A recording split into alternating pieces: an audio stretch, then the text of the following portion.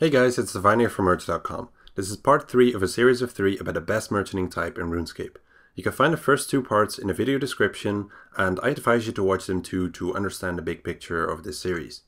In the second part I talked about investing, and by the time you're experienced in all of these types of investing, you should have multiple billions.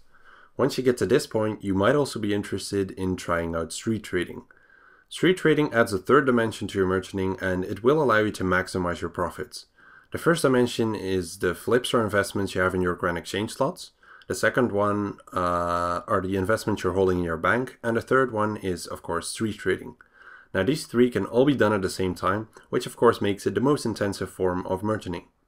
Street trading is not for everyone, as it requires you to be online for quite a few hours per day to make it worth doing. Standing at a grand exchange and watching the forums for like 5 hours to make 35 mil profit is only 7 mil profit per hour. If you do the math, you would be better off getting a job and buying bonds with the money.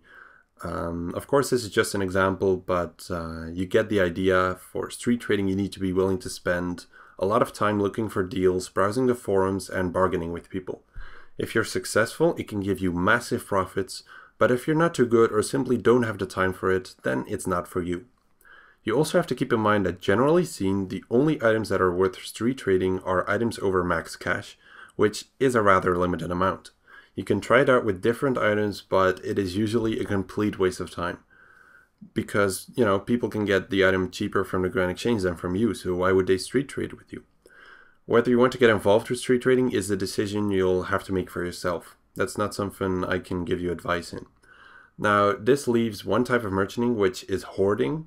Many people who ask me questions about it assume that it is by far the best and most profitable type of merchanting, like end game kind of stuff.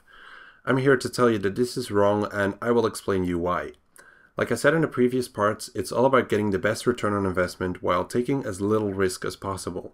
When you try to hoard any item in the game, you're obviously taking very high risks. In order to do a successful hoard, you need to have the vast majority of the stock of an item in-game. Now this is the first bad thing about hoarding in my opinion, because getting that much stock takes a lot of time, as you'll want to buy non-instantly.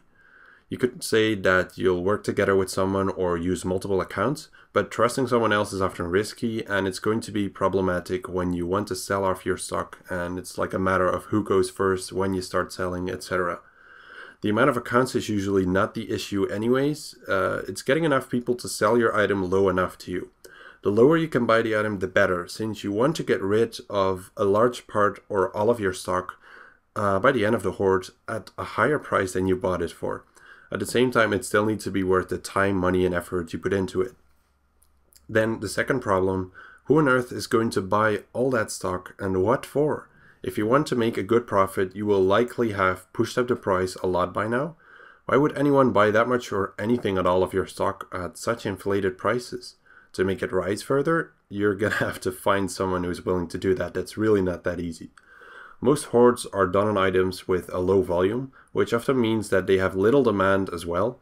People try to hoard treasure trial items all the time. Just look at their graphs, look around, and you'll see for yourself. Snow did this as well with 10 Cavaliers and made a video about it quite a long time ago. He had over 13k of them, and he got very lucky by finding someone who was willing to pay a few pumpkins for his collection at an inflated price. It took Snow over a year to get that far, and if he wouldn't have been able to find anyone to sell to, all of it would have been a massive waste, and it would be a nightmare to get rid of his stock. It was of course experimental, and it was great that it was successful, but many people ask me about hoarding and they want to try it out without realizing what they're getting themselves into. You might want to start out small and just learn a bit, but you'll soon start to put more and more cash into it and dig yourself in deeper. At this point, I think a lot of you will likely be like, Divine, you don't have any idea what hoarding is about. People do it all the time with Third Age and make bank. Okay, that's great. I've done Third Age plenty of times too, and I might even be doing it right now. So why do I do it then if I think it's inferior to other types?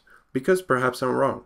That's why I need to do it and improve my methods. I do agree that Third Age is the best choice for hoarding right now, but I keep seeing it underperform compared to other methods, so that's why I'm so skeptical about it. Taking Third Age amulets as a pretty extreme example, a claim was recently made that a guy sold 412 Third Age amulets for 50 mil profit each. His stock was worth about 12 bill for his average buy price of 30 mil, which was what they said it was. And if that was true, then he made 20 bill profit on that stock. Now the problem is that it most likely took him about a year or longer, and the numbers are likely off as well.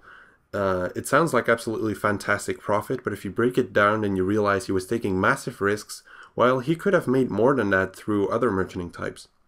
If we take the 12 months figure here, he made about 1.7 bill profit a month, which I've seen many people make with a lot less risk while using the same or even less cash.